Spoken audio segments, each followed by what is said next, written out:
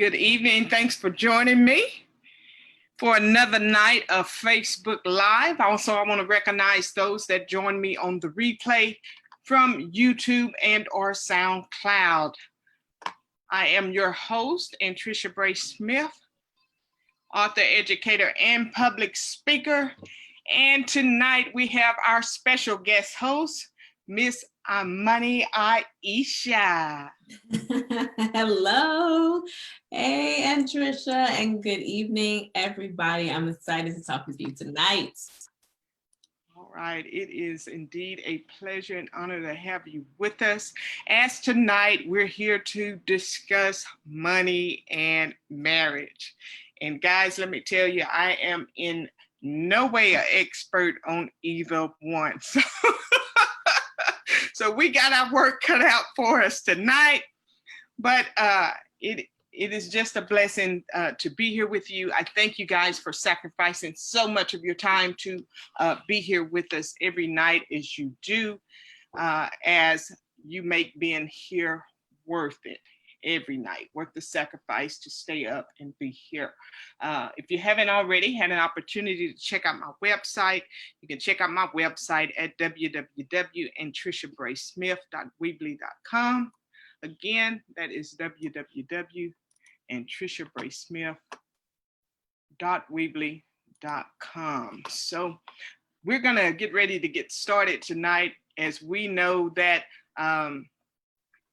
both in the topic tonight, money and plus the marriage is very important. So even if you're not in a marriage, the money portion by itself is enough to keep us logged in and engaged tonight. So I'm going to lend the floor to Miss Amani so that she can tell us a little bit about who she is and what she does before we get started tonight. Thank you. Thank you so much. And yes, I'm not an expert at money either, but I am one who helps folk in relationship talk about that money thing, because we already know. But hello, as Ann said, I'm Imani Aisha, and I am a creative spirit with some type A tendencies. I'm a lover of purple. I'm in my year 10 of being plant-based and on that particular journey, and I use the word journey very purposefully. I am a wife to my friend Austis and a mother to my very spirited 4.5-year-old daughter, Sovereign. And oh yes, she is. And I am a marriage coach. So what I do is I'm out here really helping married folk become masters of communication in their unique relationships so they can have more peace and more partnership and just feel like they are really connecting and getting close and have an intimate relationship. And so that is what I do. And one of the biggest issues that come up in many relationships, some of us may remember money stuff with family or with friends at some point in our life, but money is definitely one of the issues that come up in a marriage, in a relationship. And so we're like, look, let's talk about it. I've definitely had my share of ebb and flow, and just personally, this particular area is one that I have to be really conscious of, and my husband and I have to be really conscious of together. Like, this is the area we have to really pull for, put that effort into to really come together continuously and consistently. So yes, I'm sitting here just taking a good long look at my own marriage and relationship, and the conversations we have when we have that time to be together and have conversations. And I just don't see the conversation of money coming up very often. Yeah. But also when it does, it's not always in the healthiest form, Right. So how do I initiate the conversation when it comes to money in the relationship without it being so something that, the elephant in the room? So how do we make it more inviting when we're looking at money in the relationship? Yeah, usually when we talk about money, or more accurately, don't talk about money, it we're really pulling on the fact that if you think about it, you didn't really probably talk about it much growing up. You didn't really, it's like a taboo thing. It's like sex and other things that you're not supposed to talk about, the what that looks like. And so when you get in a relationship, often we're talking about the dollars and cents of it. You're talking about, you don't know how to budget, or you don't know how to save, and I want to spend, and you want to say, we're talking about those things and how different we are in that. And we don't understand why you got upset because it was just $40 that I spent, like you're just being a tightwad. So it's really surface level when we talk about it, because we're not used to talking about money. And so the first thing in terms of approaching is, you need to approach yourself about money, because you and your partner, your person, need to be able to have a conversation about where you're coming from with money personally. And a lot of us aren't really getting introspective about what that is. So for me, money has been like security. For me, money was something that was I had like this mentality of like, I don't want to lose it because I don't know if it's coming back.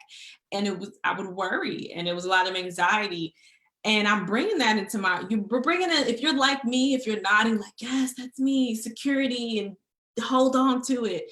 You were bringing that anxiety into our relationships. And so first we have to just be clear and honest about the anxiety, and about, this is what money is to me, it's security. So when it's getting spent, I'm feeling a lack of security, right? Instead of like, oh, I'm mad at you for spending the $50, or, we're just going to be quiet about that and let the debt accumulate because I don't want to get into an argument, or whatever the case may be. So the first thing I would say is get honest with yourself. That is awesome, because oftentimes in the marriage it's so much easier to project everything else on the other partner. And so I like when you said that, get honest with yourself first, because that's really where it's at. And that is a lot of where I'm learning, coming from a spirit of control, from past hurts and history and things like that, and releasing a lot of that control nature, and just having good, healthy conversations on whatever topic it is. It begins with, for sure, looking at ourselves and getting it together. So me, when it comes to money, I've just started learning about money and the resources and opportunities that it affords us when we tell our money with what to do, as opposed to just spending, and the money controlling us. So it also becomes with a change in that shift of that mindset, so when that mindset change, a lot of other things, as it relates to our marriages and stuff, also change, because we're different. So it usually just follow suit like that.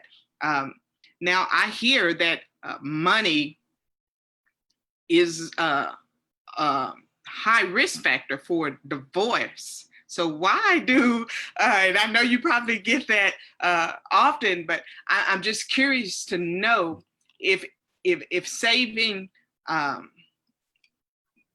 conversations between if all it takes is a conversation, why is it that money holds so much power that it could possibly end the marriage if we can't get to that stage first? Isn't that the thing? And I when I talk about this, I often have to bring that up, because we think about that, right? That they say that finances is one of the number one reasons for divorce.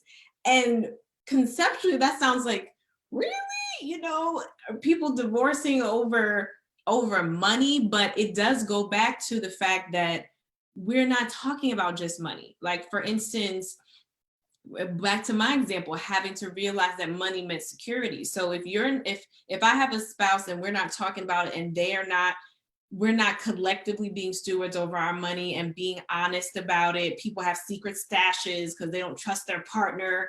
They're going to spend all the money, or, like, there's just, and this is a true story. I'm not even making this up, but people are dealing with money in this way. then it becomes a trust issue. Then it becomes I can't really talk to you about things.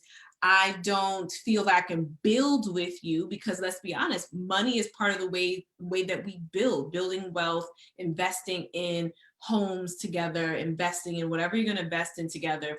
You're dealing with money every day if you're paying bills, right? As a as a couple. So it's not, the divorcing isn't happening over, you know, bank account overdrafts as an idea.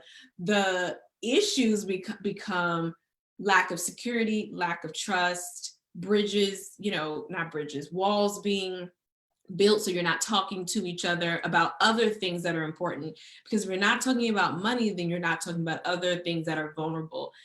Talking about money, I was taught, a lot of us learned from folks not talking to us about money, that it's a vulnerable thing. And so lack of vulnerability around this area, it sucks. And I get it. I've been in the place where I knew we were in a like a very bad place with money.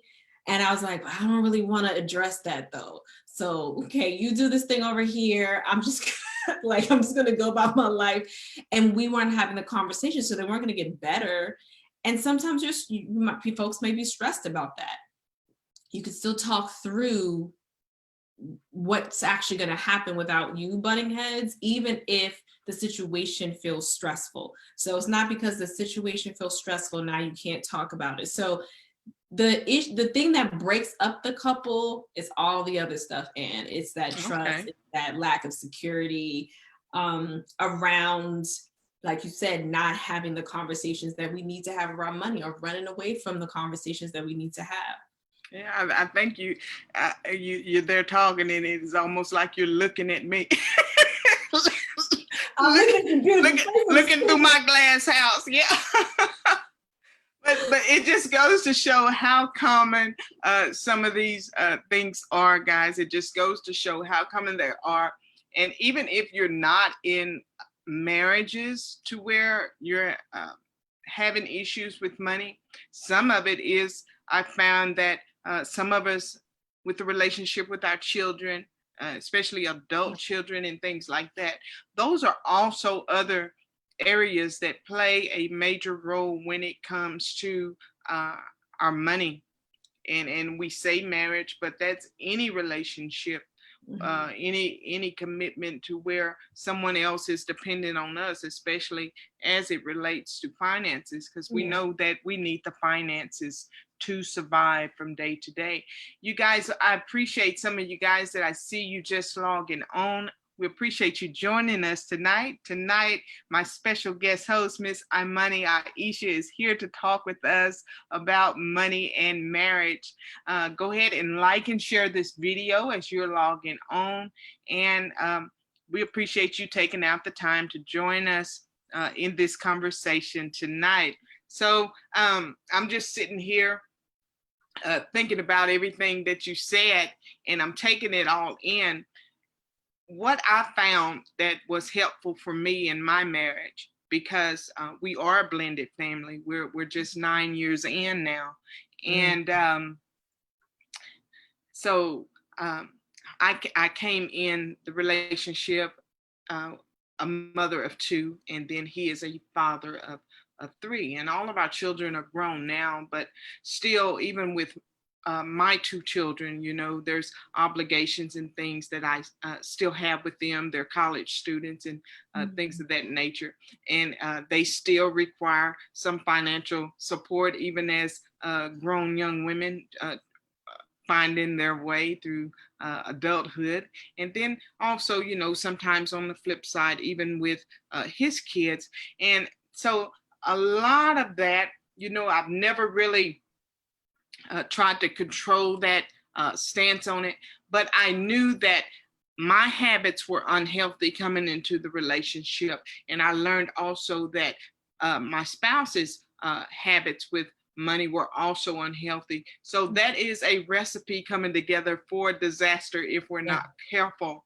So what I decided to do was learn about money. and Mhm. how to make this money work for us, because it didn't make much sense to me that here we are, two hardworking people. Not only do we work hard, well, we are both business owners on the side. How can we come together instead of digging ourselves in debt, start building a legacy of wealth as well for the children that we know that depend on us and look to us. You know, we got to pass this mantle on down to somebody. So I decided to learn about it, and so in return, rather than making the conversation about money so difficult, begin to teach him as I also learned. So it Mhm. has begun to make some great changes within the marriage. So how do you suggest moving forward for maybe that woman out there that says, well, it's I don't have a spouse. Maybe I'm widowed or divorced, but still I find myself struggling, and the kids are draining my finances, or I'm having to help when I'm barely making it myself. What do we say to those particular women that are on the fence when it comes about money and those relationships with adult children or other adult family members that are Right. dependent on them? Right. Depending on you. Oh, that's a thing, right? When you're dealing with that, or your people want to borrow money from you, and maybe out of the kindness of your heart, you give it, knowing that you don't have it to give, or you know what I mean, or you know what I mean, over. So there's some of us have that sentiment, like somebody needs it, you give it, maybe you need it back at a certain time, you didn't tell them that, and they're like, well, whenever I get it, but you put your, you're now in a situation where you need it. So yeah, we've been in those situations, right, with many, with not, hopefully not many, with other people in other relationships. But I think you hit it on the head, and I did the same thing where I've been reading about finances and learning about finances for a while, but I'll be honest, it's still a process, and it was very ongoing. And my husband and I both were learning. We've been together for some time. So even as young, young 20 somethings, we were learning, but the consistency and the doing, it's like we knew, but we weren't really doing it for many reasons the way we should. And so learn, like Ann said, get honest with yourself about, hey, what can I commit to feasibly? Sometimes we want to jump the full mountain when really we just need to take one step, right? So for you, if you're struggling with your finances, what's one step that you can take? If you're like, I want to save $100,000, or I want to invest 5,000, but you're in a certain situation, what's the best next step to get you to that? Break it down into those steps, and get honest with yourself about how you can achieve that first step, and then move from there.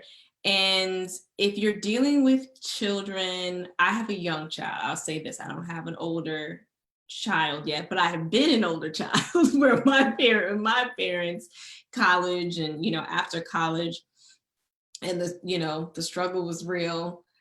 And being comfortable setting some boundaries with them. But I think it also comes with what you said, and if there are other people involved, whether it's your children or family members, what are they, what are you learning about finances? What can you talk about with them about your understanding of what you're learning about finances? You can invite them into the fold. If they're your kids, you can definitely invite them into the fold to learn with you, but also acknowledging, and this works in any relationship, acknowledging what the strengths are already, because we can feel pretty like dunce when it comes to money if the money doesn't feel like it's working for us. So what are the strengths that you have in money? Like maybe you're a great budgeter, or maybe you're someone who understands the need to spend a little for memories and things like that, or you're somebody who's really good at big picture or keeping things on task when it comes to money, or maybe you're great at you know taxes, or long-term goals for money. or short-term goals for money, but what's your strength? What are your kids' strength when it comes to money? Do you see that they have certain strengths in that area?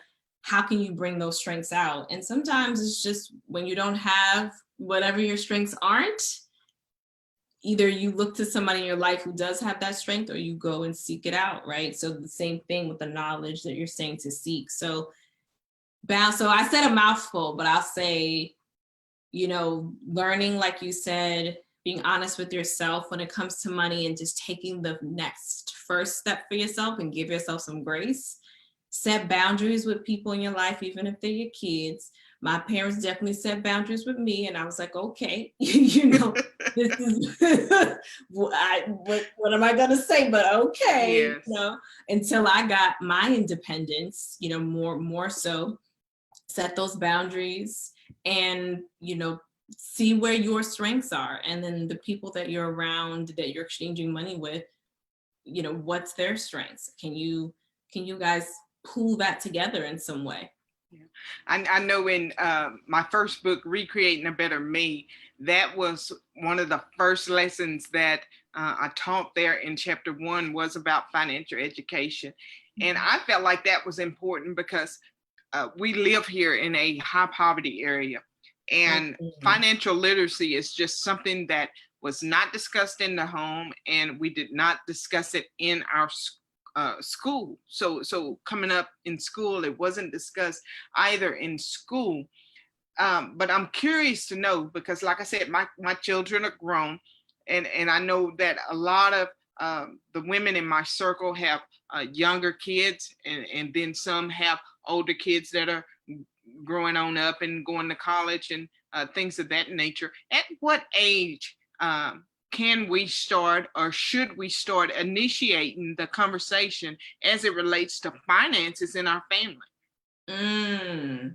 Now, like I said, this disclaimer, I'm not a financial expert, but I can definitely tell you from my experience. So my daughter is 4.5. I would say that we started talking to her about money, like that I can recall, and I'm sure she was exposed a little bit before, when she was probably about 3.5. And even now, she's 4.5. If you ask her what poise means, right, this phrase that I believe my husband got from Dr. Boyce Watkins, which is a resource online, financial resource, but it's poises producer, owner, investor, saver, entrepreneur. So she knows that. She knows what those words mean in her age level. We expose her to actual money, and she has money in her little bank, and we talk about what that is. And she likes to play restaurant, and she's working on her math skills. So great, let's do it with money. So if this costs $5 and I give you $7, how much do you give me back? And she'll give me $2. And so I think exposure is important. I wasn't exposed. I didn't know how much my parents made.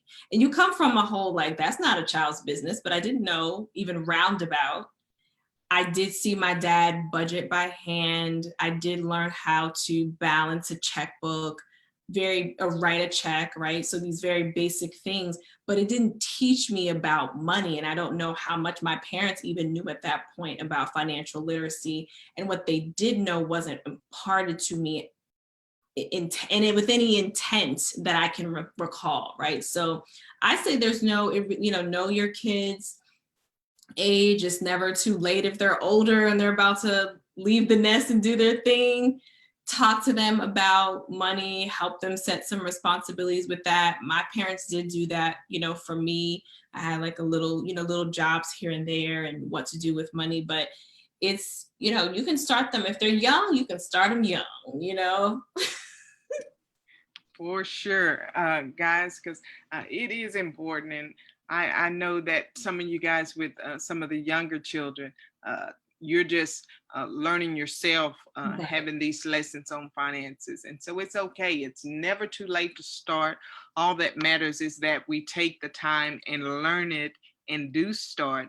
And then that begins to impact change within the family legacy, guys. So all that matters, you've heard it here from Miss Imani Aisha, is that her baby started at 3.5 years old. I say that, when they can start asking to go to the store and always wanting to go to the store to buy stuff, that is the perfect time.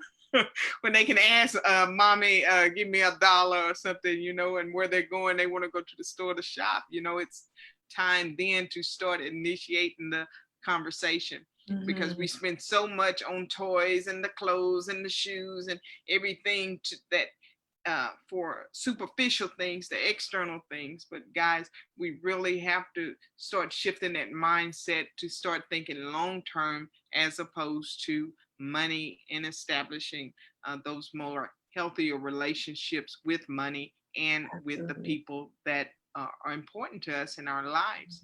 Now, we also have those that are older and they're aging, married couples that are getting close to retirement age, and here they are, 60, late 60s and young 70s, still out there trying to work and make the ends meet to uphold the lifestyle in the latter years. Do you have any advice or suggestions just for the aging populations of married couples who have struggled so much throughout their marriage financially, just trying to keep their head above water? What can we do to kind of change the direction of not having to worry so much when it comes down to money, but just to enjoy life in these latter years? Yeah. I still feel like it boils down to, what we've said, Anne, about that personal introspection, because I get the worry. I was definitely worrying. I don't anymore, but that was definitely a few year process to be like, I'm not worried. We've always been okay. And it's kind of looking at the whole picture too. At that point, you're ready for time. What's the whole picture? We're okay. We've always made it work. We've always been able to do this. How do you spend time together and find joy, right? That commodity at that time, because I feel like time is always a high commodity, but when you're in that season in your life, I think more so you start to think about how much time is a commodity. And so shifting the commodity of even, the money idea to, what is our time looking like? Because sometimes if you can pour some energy into that space at that time with your spouse and significant other, you can start to see the value in both of them. We put so much value on money that sometimes we don't put the value that time really needs to have. And so valuing that time that you have together and talking about what you both really want going forward together. And you may find that it's simpler than what you thought, and you can make certain things work.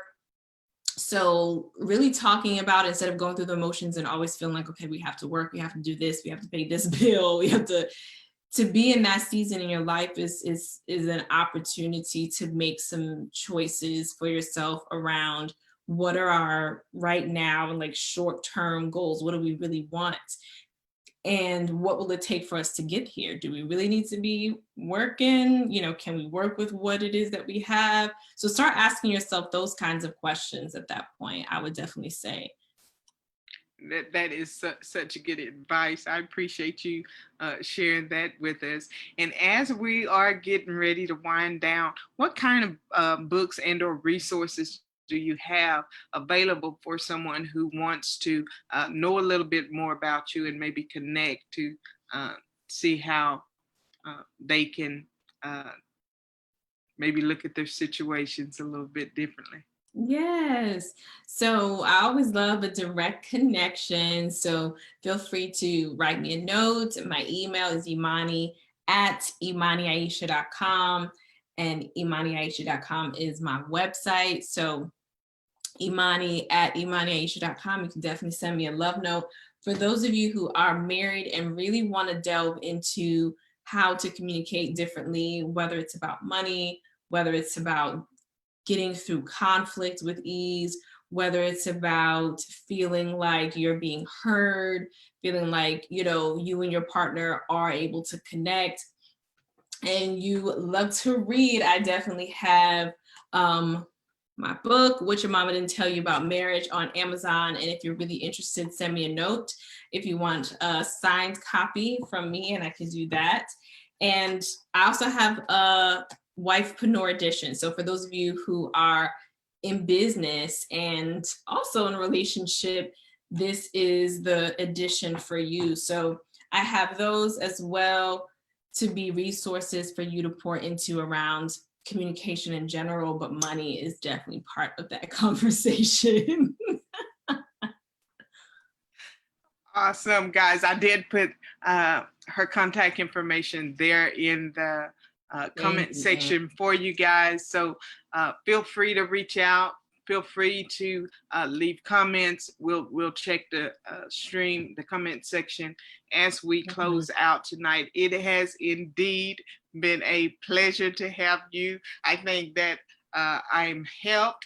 I know that I'm helped, but it really has caused me to reflect and think that even though I've made some good positive changes and in the way that I approach things, there's always room for improvement. And I am a student of learning, and it's always good to see somebody else's perspective on things. And I appreciate you sharing that from your perspective and also your resources, because I think that they are very valuable, especially for some of us women here on this platform, as we're trying to make it, we're trying to do our thing, but we're also trying to hold the household together too. And then we know that sometimes something's going to get left out.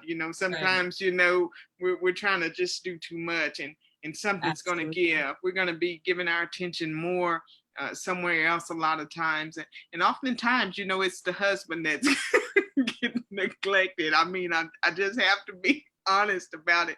A lot of times it's the spouse that's being neglected, and we got everything else going on. And every little bit that we do, we know that sometimes, in my own words of putting it, it's just leftover crumbs, just what we have left over from our day, because everything is just so demanding. So I appreciate you being here and sharing with us. Any last words you have to share with our audience tonight?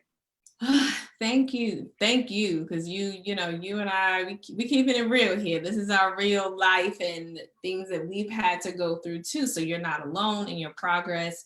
I would say definitely give yourself grace. I would say one of the things that helped me with what you were just talking about, and is not talking about balance, anymore, because that makes it seem like your scales have to be like this, and just talking about harmony, because sometimes harmony means that something is going to weigh a little bit more than the other. As long as they're in harmony, yin and yang, it's fine. So I stopped using balance, gave myself some grace, and I just say, putting things into a state of harmony. And so tap into what's important to you. I know your spouse and your relationships are important to you, right? We know this. So making sure that we're honing in on that and giving ourselves the time to give energy to that as well, because that's some life-giving energy when we have the relationships that are important to us, there. And we're doing the best we can. Give yourself some grace too. Awesome, guys. We appreciate you guys taking out the time to be here with us tonight as we have talked about money and marriage. And for those of you guys that are catching us on the replay, I'll leave the links to the resources for Miss Armani Aisha in the comment sections for you guys on YouTube and or SoundCloud, in case you want to reach out. And for sure, go and grab those books and resources, especially for those of us trying to hold the family down and create our own kingdom too, guys. So we appreciate you. Also, guys, don't forget, I'm here every night, Facebook Live, 10 p.m. Central Time. We appreciate you. And good night, everybody. Good night.